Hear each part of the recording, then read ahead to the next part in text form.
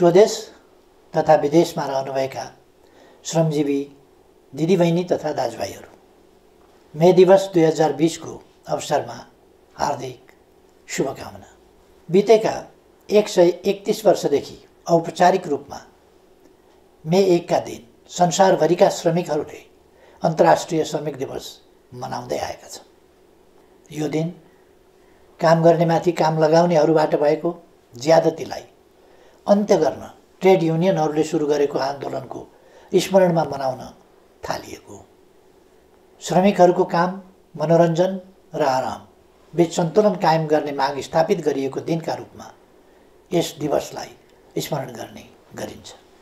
नेपालको श्रम आन्दोलनले यस दिवसलाई श्रमिकहरूको सम्मानित, समृद्ध र सृजनशील जीवनको लागि भएका सबै आन्दोलनहरूको स्मरणमा मनाउँदै आएको छ। पछिल्ला केही वर्ष यता हामीले यस दिवसलाई नेपाली श्रमिकहरूको एकता र उपलब्धिको उत्सवका रूपमा पनि मनाउँदै आएका छौँ। हरेक वर्ष श्रमको संसारमा भएका उपलब्धिहरूको चर्चा गर्ने र गर्न बाँकी कामहरूलाई पुरा गर्ने अठोट गर्ने दिनका रूपमा पनि मे 1 लाई लिँदै आएका छौँ। तर यस वर्षको मे दिवस हामीहरू भिन्न रूपमा मनाउँदैछौँ। कोरोना भाइरसको महामारीका कारण हाम्रो श्रमको संसार अहिले लकडाउनमा छ। मैले पहिले पनि भनेको छु, अहिले यति बेला विश्वभरिका कोरोना प्रभावित 210 मुलुकमा जस्तै हाम्रो देशको पनि उत्पादन प्रणालीको कडी टुटेको छ। हाम्रा सृजनशील हातहरू यतिखेर लकडाउनमा छन्। हाम्रो श्रमको प्रतीक्षामा रहेका उत्पादनका साधनहरू पनि लकडाउनमै छन्। अहिलेको लकडाउन विश्वव्यापी हो र यो बाध्यकारी रहेको छ। कोरोना भाइरसका कारणले यसलाई स्वीकार्नु परेको बाध्यता हाम्रा अगाडि छ।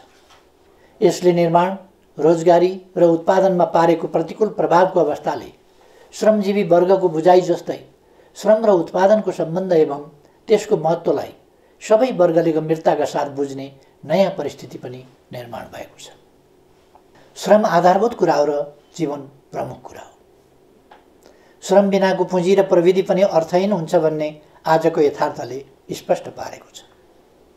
उद्योग व्यवसाय बन्द हुँदा आम्दानी घटेका स्वदेशमा कार्यरत सबै प्रकृतिका श्रमिकहरूका कष्टकर जीवनप्रति म अत्यन्तै दुखी छु।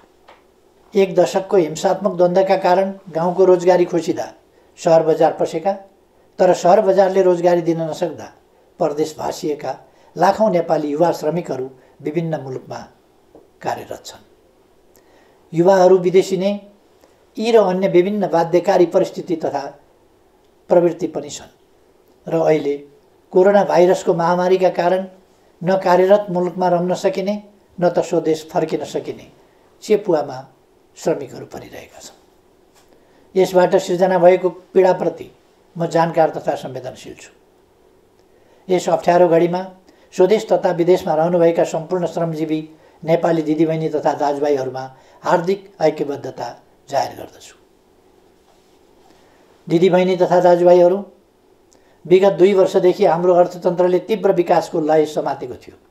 सरकारको संयोजनमा उद्यमी तथा श्रमिक दुवै पक्षबीच उच्च समझदारी कायम रहेको थियो। त्यही समझदारीका कारण श्रमिकको न्यूनतम पारिश्रमिक इतिहासमै उच्च अर्थात् 39% वृद्धि भएको थियो। नियमित जस्तो औद्योगिक द्वन्द्वको पीडा झेलिरहेको नेपाली श्रमको दुनियाँमा हडताल र तालाबन्दी सबैले बिर्सिसकेको नमिठो सपना जस्तो भइसकेको थियो।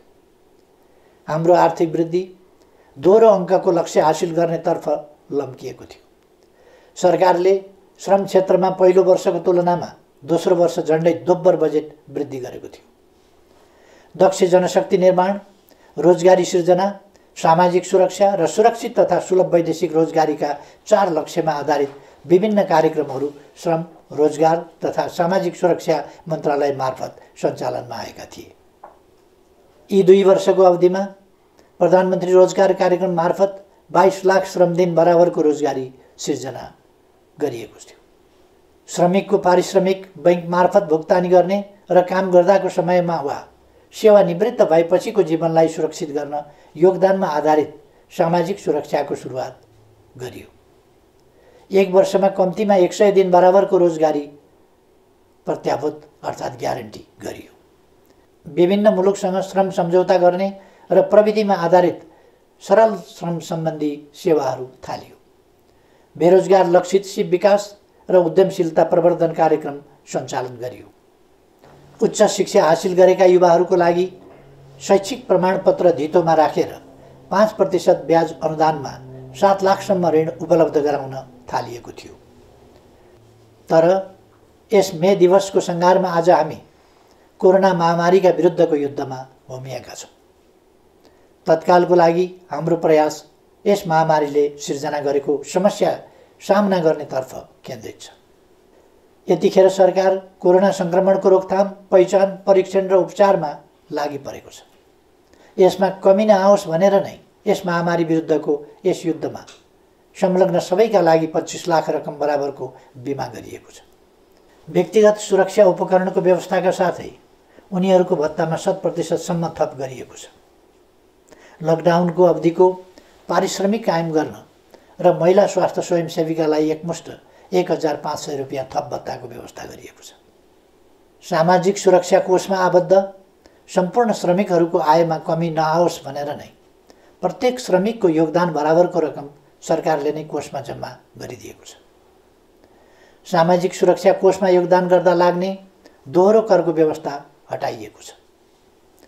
विद्युतको उपभोगमा सहुलियतको व्यवस्था गरी सुलभ मूल्यमा इन्डक्सन चुलोको व्यवस्था समेत गरिएको छ। दैनिक गर्ने कामबाट जीवन धानिरहेकाहरूलाई भोकै पर्न नदिन, नेपालमा कोही भोकै पर्दैन, कोही भोकले मर्दैन भन्ने सरकारको नीति अन्तर्गत स्थानीय तह, प्रदेश तथा केन्द्रीय प्रशासनको संयोजनमा राहतको व्यवस्था गरिएको छ। श्रमजीवी दाजुभाइ तथा दिदीबहिनीहरू, म ठान्दछु श्रमजीवी वर्ग भनेको दुःख गर्न सक्ने तर सुखको सपना देख्ने वर्ग हो, परिवर्तनको संवाहक हो र सबै आत्तिएको बेला ढाडस दिन सक्ने अनि आफै अघि सरेर समस्याको सामना गर्न सक्ने वर्ग श्रमजीवी वर्ग हो। कोरोना भाइरसको महामारीका विरुद्ध अग्रपङ्क्तिमा रहेर जुधिरहेका चिकित्सक, स्वास्थ्यकर्मी, सुरक्षाकर्मी र सफाई लगायतका सेवामा क्रियाशील श्रमजीवीहरू यसका उदाहरण हुन्, जसको अथक परिश्रमले कोरोना भाइरस विरुद्धको लडाइँमा विश्व स्तरमा उल्लेख गर्न लायक सफलता हाम्रो मुलुकले प्राप्त गरेको छ। हालसम्म यो महामारी समुदाय स्तरमा फैलिनबाट रोकिनु र कुनै पनि मानवीय क्षति नभएको गरिबीको रेकर्ड कायम रहनु सन्तोषको विषय हो। आफैलाई जोखिममा पारी अरूको जीवन रक्षामा संलग्न उहाँहरू सबैको म उच्च प्रशंसा गर्न चाहन्छु।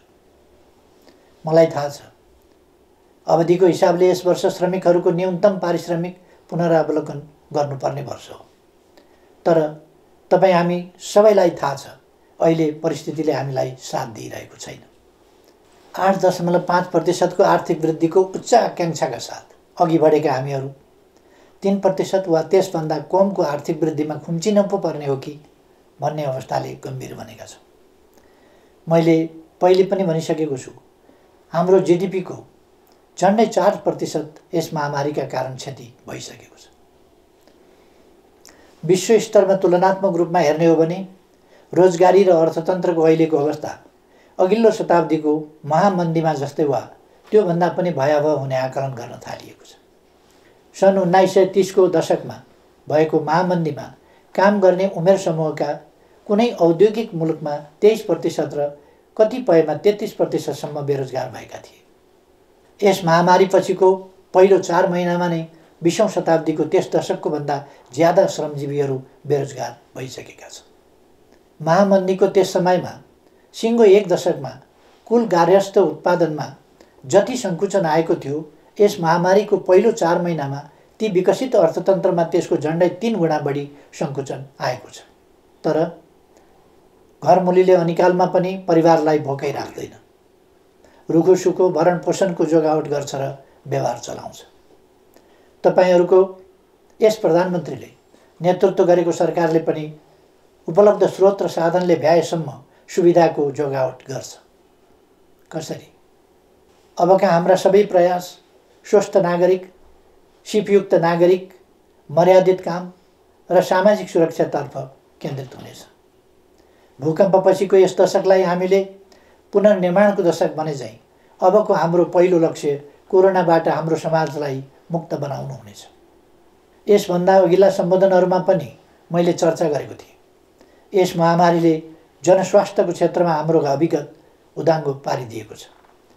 जसरी 20औं शताब्दीको महामन्दीले पुँजीवादी प्रणालीको चरित्र नै फेर्ने गरी अर्थव्यवस्थामा कल्याणकारी आयाम थप्न विकसित मुलुकलाई बाध्य पार्यो, यस महामारीले हामीलाई स्वास्थ्य संरचनामा थप लगानी गर्न प्रेरित गरेको छ। हाम्रो संविधानले ग्यारेन्टी गरे झैँ स्वस्थ नागरिक निर्माण गर्न स्वास्थ्य बिमा सहितको जनस्वास्थ्यमा र सिपयुक्त नागरिक निर्माणका लागि शिक्षामा लगानी वृद्धि गरिनेछ। आजको लागि स्वास्थ्य, भोलिका लागि शिक्षा अबको हाम्रो दिशा हुनेछ। यस महामारीको प्रभावले आत्मनिर्भर अर्थतन्त्रको महत्त्वलाई पनि अझ बढी स्पष्ट पारेको छ। अबका हाम्रा कदमहरू निश्चय नै त्यस दिशातर्फ सुदृढ ढङ्गले उन्मुख हुनेछ। कोरोना महामारी विरुद्धको लडाइँमा एक हुँदै श्रमिकको रोजगारी, आय र सामाजिक सुरक्षा सुनिश्चित गर्ने दिशातर्फ हाम्रो सम्पूर्ण प्रयास केन्द्रित हुनेछ। सबैभन्दा पहिले टुटेको उत्पादन सम्बन्धको कडीलाई जोड्ने र अवरुद्ध उत्पादन प्रणालीलाई सुचारू गरिनेछ। राहत सुविधा अल्पकालीन उपाय मात्रै हो, सबैलाई काम हाम्रो पहिलो लक्ष्य हुनेछ। श्रमसँग जोडिएकाहरूलाई सामाजिक सुरक्षा प्रणालीमा आबद्ध गरिनेछ। काममा जो छन् उनीहरूका लागि न्यूनतम पारिश्रमिक सुनिश्चित गरिनेछ। काममा संलग्न कसैको पनि आम्दानी रोकिने वा खोसिने स्थिति आउन दिइने छैन। सङ्घ, प्रदेश र स्थानीय तहमा श्रम प्रदान प्रविधि परिचालनको प्रबन्ध गरिनेछ। श्रम र प्रविधिको संयोजन तथा ज्यालासहित जनसहभागिताको विकास मोडेल अवलम्बन गरिनेछ। वैदेशिक रोजगारीबाट फर्किएकाहरूलाई उनीहरूले हासिल गरेको दक्षता अनुरूपको स्वरोजगारी सृजना गर्न सरल कर्जा र प्रविधि हस्तान्तरणको प्रबन्ध गरिनेछ। स्वदेशमा रहेका वा विदेशमा रोजगारीमा जान नपाएकाहरूलाई प्रधानमन्त्री रोजगार कार्यक्रममा जोडिनेछ। विभिन्न मन्त्रालय, निकाय र सार्वजनिक संस्थाहरू मार्फत सिर्जना भएका कामका अवसरहरू नेपालीलाई नै सुनिश्चित गर्ने व्यवस्था मिलाइनेछ। यस सन्दर्भमा हाम्रा श्रमिकहरूमा रहेको सिपको खाडलका कारण हुन सक्ने श्रमिकहरूको अभावलाई सम्बोधन गर्न प्राविधिक शिक्षा तथा व्यावसायिक तालिम परिषद र श्रम तथा सिप तालिम सम्बन्धी सबै निकायका कार्यक्रमहरूलाई एकीकृत रूपमा परिचालन गरिनेछ। सिपको अन्तरलाई सम्याउन आवश्यक परेमा सबै पालिका तहमा छोटो अवधिका घुम्ती तालिम शिविर समेत सञ्चालनमा ल्याइनेछ। हाम्रो युवा जनसङ्ख्याको जनसाङ्ख्यिक लाभलाई अधिकाधिक सदुपयोग गरिनेछ। त्यस्तो युवा जनशक्ति जुन उत्पादक जनशक्ति हुनेछ, त्यस्तो उत्पादक जनशक्ति जुन सिपयुक्त र पुँजीसहितको प्रविधियुक्त हुनेछ, त्यस्तो युवा शक्ति जुन अन्वेषण र व्यावसायिक ज्ञानयुक्त हुनेछ। कृषिको आधुनिकीकरण र व्यावसायीकरण मार्फत समेत उत्पादन र रोजगारी वृद्धि गरिनेछ। जमिन नहुने श्रमिकहरूका लागि भूमि बैङ्कलाई कार्यान्वयनमा ल्याई त्यसैको माध्यमद्वारा भूमिको व्यवस्था गरिनेछ। बैङ्कहरूबाट सुलभ कर्जाको बन्दोबस्त गर्ने र सरकारद्वारा सिप तालिमको प्रत्याभूति गरी समन्वयात्मक ढङ्गबाट कामलाई अघि बढाइनेछ। विगतका जनआन्दोलन र द्वन्द्वकालका युवा तथा अरू घाइतेहरू अझै पनि उपचारविहीन अवस्थामा रहिरहेका छन्। तिनको उपचारका लागि सरकारले पटक पटक गरेका आह्वान र प्रयासहरूको सन्देश उचित रूपमा सम्प्रेषण हुन सकेन। म आह्वान गर्दछु सम्पूर्ण घाइतेहरू प्रशासनको सम्पर्कमा आउनुहोस्। अब आफ्नो शरीरमा गोली र छर्रा बोकेर नबस्नुहोस्। उपचारको प्रबन्ध सरकारले गर्छ। यस प्रयासबाट घाइते भई अशक्त अवस्थामा रहेकाहरू पनि निको भएर स्वाभिमानपूर्वक रोजगारीमा फर्कन सक्ने अवस्थाको समेत सिर्जना हुनेछ। दिदीबहिनी तथा दाजुभाइहरू, नेपाली समाजको परिवर्तन र अहिलेको स्थायित्व एवं विकासको परिस्थिति आफै निर्माण भएको होइन। सही विचार र गन्तव्यमा आधारित बलिदानपूर्ण सङ्घर्ष र सचेत प्रयासबाट मात्र यस परिस्थितिको निर्माण भएको हो।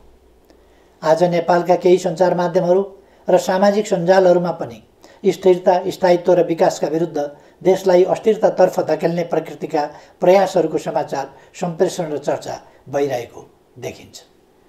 एकातिर सम्पूर्ण नेपाली जनता र सिङ्गै विश्व कोरोना महामारीका विरुद्ध लडिरहेको अवस्था छ। अर्कातिर यही अप्ठ्यारो परिस्थितिलाई मौका छोपेर अस्थिरताका त्यस्ता प्रयासहरू गरिनु दुःखद कुरा हो। आफ्ना ससाना स्वार्थ वा कुनै गलत उद्देश्यका साथ कसैले यस परिस्थितिलाई बिथोल्न र बिगार्न खोज्छ भने सरकार, नेकपाका कार्यकर्ता र आम नेपाली जनतालाई यो किमार्थ स्वीकार्य हुँदैन। त्यस्ता प्रयासलाई सफल हुन दिइने छैन भन्नेमा म सबैलाई आश्वस्त पनि पार्न चाहन्छु। नेपालको राजनीतिक आन्दोलनले ट्रेड युनियन आन्दोलनलाई वैचारिक नेतृत्व गरिरहेको छ, तर नेपाली ट्रेड युनियन आन्दोलनले राजनीतिक आन्दोलनलाई धेरै कुरा सिकाएको छ। अप्ठ्यारोमा नहड बढाउने, अनिकालमा मिलेर बिउ जोगाउने, सहकालमा भएका नाफाको न्यायोचित वितरणमा सामाजिक संवाद गर्ने अनि विविधताबीच एकता कायम गरी अघि बढ्ने। ट्रेड युनियनले हामीलाई सिकाएको छ आपसी एकता र युनियन बनाउने भनेको भर्याङको खुड्किलो थपे जस्तै हो। तल्लो खुड्किलो बलियो भए मात्रै माथि पुगिन्छ। त्यसैले तल हेरौँ, माथि मात्रै होइन। त्यसैले म भन्न चाहन्छु, आजको अप्ठ्यारो घडीमा मिलेर अघि बढ्नुपर्छ युनियन जस्तै। हामीले आफ्ना आकाङ्क्षाको आकाशतिर माथि मात्र होइन, जनता भएतिर तल पनि हेर्नुपर्छ युनियनले भने जस्तै। कमी कमजोरी भए सच्याउनुपर्छ, तर अराजक होइन, अनुशासित हुनुपर्छ। समयको ख्याल गर्नुपर्छ, आफैलाई घात गर्ने होइन, इमान्दार बन्नुपर्छ युनियनले भने जस्तै। यस प्रसङ्गमा नेपालका मान्यता प्राप्त ट्रेड युनियनहरूले निर्माण गरेको उनीहरूको साझा संस्था जेटियुसीलाई म स्मरण गर्न चाहन्छु र यसको छाताभित्र समेटिएका सबै ट्रेड युनियनहरू, तिनमा आबद्ध श्रमिकहरू र सम्पूर्ण श्रमजीवी जनसमुदायहरूलाई यस वर्षको मे दिवसको अवसरमा म हार्दिक शुभकामना व्यक्त गर्दछु। धन्यवाद।